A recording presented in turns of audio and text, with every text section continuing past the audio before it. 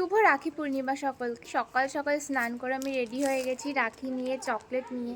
বড়দাকে রাখি পরানো হয়ে গেছে, ও বেরিয়ে গেছে, বাট বাকি ভাইগুলো এখনো স্নান করেনি।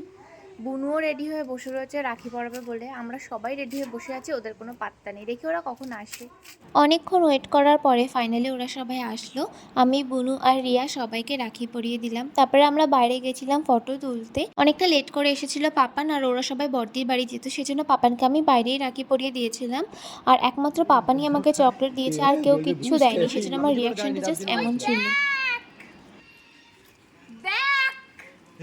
পালা লুকা পাবান বেইমানি করে দিলে মতো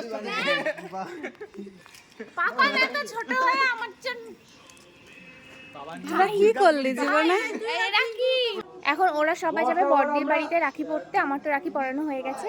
আর আজকের ব্লগটা এখানে শেষ করছি। দেখা হচ্ছে নেক্সট একটি ব্লগে। Till then stay tuned. Tata.